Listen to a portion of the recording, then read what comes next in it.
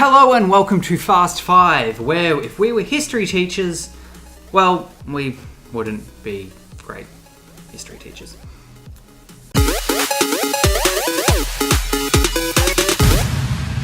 I'm Aussie Gameboy. And I'm Nido. For this week, we thought we'd do things a little differently with E3 on at the moment, so we're going to talk about that.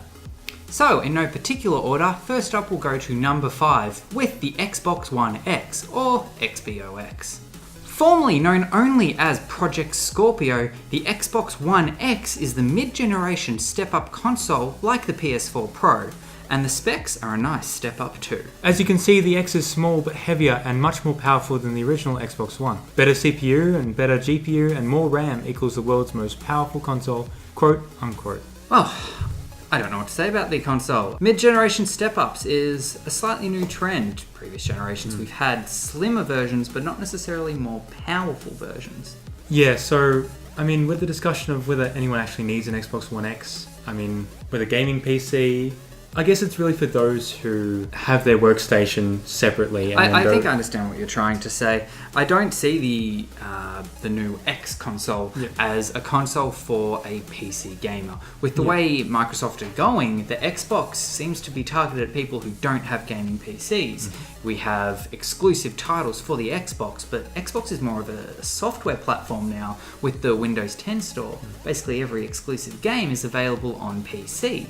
So if you have a PC, there's no need to get a console. But if you don't, I can see this being a nice, big, powerful step up from the original Xbox One. We'll move on to number 4 now with Assassin's Creed. Creed. The next installment in the Assassin's Creed franchise was formally announced at Ubisoft's press conference. It confirmed the leak info in which it would be called Assassin's Creed Origins and be set in Egypt. Oh, but that's not all. Along with the announcement of the game was the Collector's Edition. There's your Standard Editions and Deluxe Editions, Gold, God, Dawn of the Creed, and then the big F-off 1250 Dawn of the Creed Legendary Edition. What does all that money get you? You get season passes and steelbooks, an amulet made out of resin with a giant 73cm high quality resin statue.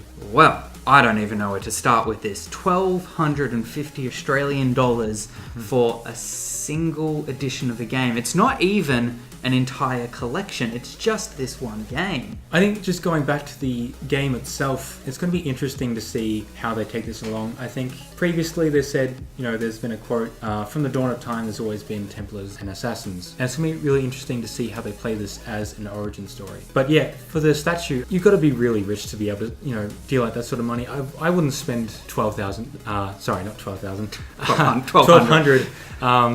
Unless you're really that rich. $1,200 is just too much, I think, for myself. Well, you see, it's not for that. You go into a lot of gaming collector stores these days and there's all these high quality, expensive statues as collectibles outside of the game itself. So including that in the package is an interesting decision. And there must be some call for it if they're making it. People must want something like this. Assassin's Creed has always been a series that I've loved and I've always got a bigger collector's edition. I do have a few statues from my collector's editions, but I probably won't be getting this $1,200 one. I'll probably go to the second biggest tier, which is only $200. I can save 20% on that one using some Ubisoft points.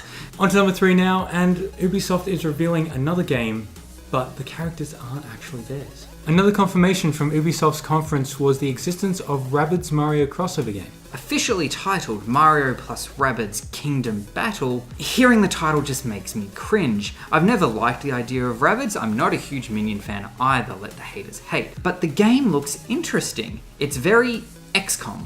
Mario and his party of Rabbids fighting bad Rabbids with laser guns. Seems like it could be fun. Plus, another game for the Switch is always wanted. I've never really played the XCOM franchise myself. I've seen it being played, and having a look at this, it's going to be a nice little spin. And for those who maybe don't enjoy the particular story, could get into this sort of game. Yeah, a bit more like my first XCOM. Yeah. It's just the turn-based strategy just looks nice, and the way the characters interact with each other and the animations, it could just be a bit of fun, and hopefully it is fun. Nintendo's games are always fun. They may not necessarily be the most graphically enhanced, but they always do nail fun. And even though this is Ubisoft, I'd like to think that Nintendo have had their fair share of the say in how the game's actually playing.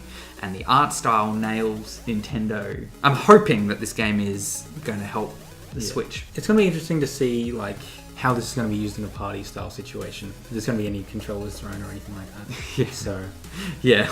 Yeah. Well, time will tell.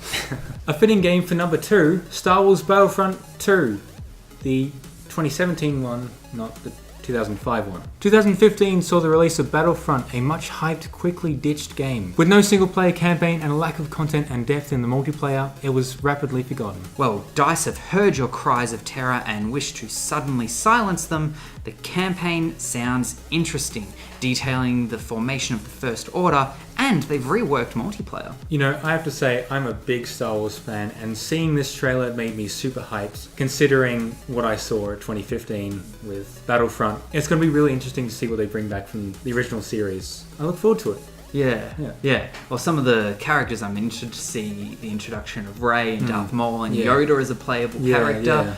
And the multiplayer, I'm hearing tales that they're changing how the hero powers work rather than just tokens, potentially a charging up, almost like ultimate ability sort of deal there. So I'm excited for it as well. So time will tell there. Finally, number 1 for this week is Spiderman. First revealed at last year's E3 with a cinematic trailer, this year we finally get to see some gameplay of the PS4 exclusive. And my god, am I glad that I have a PS4. It's going to be interesting to see how they play with exclusives. I've never really been a fan of exclusives myself because you generally see top prices for these things instead of the competitive prices of regular games. But overall, I'm looking forward to Spider-Man. I think it's going to be great compared to what they're doing over at Sony. I'm looking forward to it. Yeah, well, on the exclusive front, I only recently got a PS4 and it was for exclusives. I haven't played the Uncharted series, so I'm playing through that. Basically, it was my Naughty Dog machine to play their catalogue, but now Insomniac coming to the party with this amazing looking Arkham-inspired Spider-Man game. I am just super keen for it, and I think I'll be playing it for about a week straight when it comes out next year. Month TBD, but all we know is 2018 at this point. So super excited for this Spider-Man game. I'm sure you can see with the gameplay footage going over the top of us now that it just looks really slick and polished and just swinging around that city. I'll be happy doing that for hours. 2018 couldn't come any sooner. Yeah. That's it for this week's episode. Now the newly titled question of the whenever is, what was your favourite announcement from E3? Leave us a comment down below or at GameFed Official. If you like this video, please click the like button, and if you didn't like this video, click it anyway. It's not going to hurt you. Subscribe to this channel to keep up to date with our videos, and go follow us over on Facebook to keep up to date with all of our other announcements. We're also on Twitch. We do streams on Tuesdays at the moment, leading up to Barjo's stream. And also, I just want to quickly announce that next week will be a bit of a special Fast 5. It'll be me solo, and I will have watched all of the press conferences because I'm a bit behind at the moment, and I'll be doing an in-depth breakdown of all the winners and losers from this year's E3. So with that in mind, thanks for watching. Aussie Game Boy, out. Nido, out.